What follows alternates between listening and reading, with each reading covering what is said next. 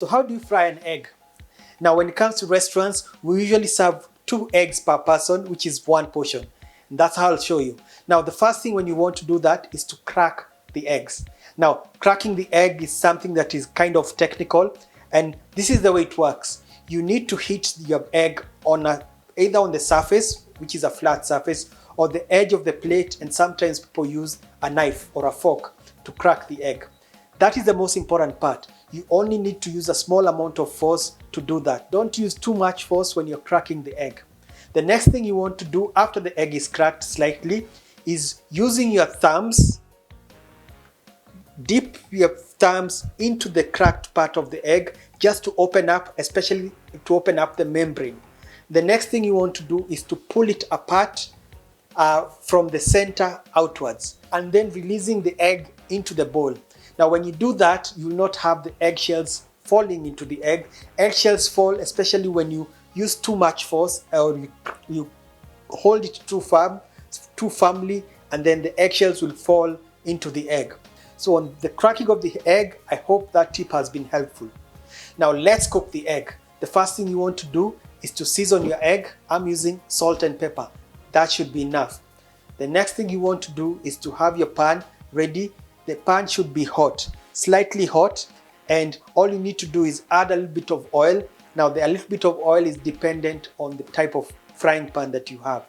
If it's a proper non-stick pan, you only need a very small amount of oil. Let it get hot and then pour the egg that has already been beaten.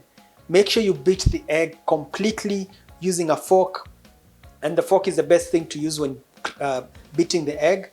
And that is a form of aeration of the egg, and it will actually make it fluff up as it's cooking. When you pour it into the pan, the egg will sizzle. You want to hear the egg sizzle when you're cooking when you're frying an egg. And make sure the heat is on high when you're starting, and then reduce it as you continue cooking. The first thing you want to do when the egg has touched the pan is to spread it. Let the egg, the loose egg, the liquid egg spread all over the pan, and you do that by pulling the egg from all directions and turning it so that the liquid egg goes into the part that you have pulled away from the pan. This way you'll actually be able to cook the egg way much faster than waiting for the liquid egg to cook from down to the top. So that's another tip. Another tip I almost forgot to mention: use the right size of pan.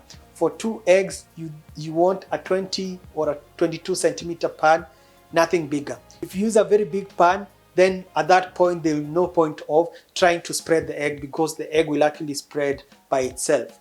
Once the egg is not liquid anymore on the top, reduce the heat so that it cooks slowly and not burn on the bottom. In my case, I'm not turning the egg upside down. What I will do when it's nice and almost dry is to fold it once to form a half moon, and then I'll flip it so that it cooks on the inside, and it only needs about 10 or 15 seconds at most after you have folded it. The next thing is just serving and enjoy.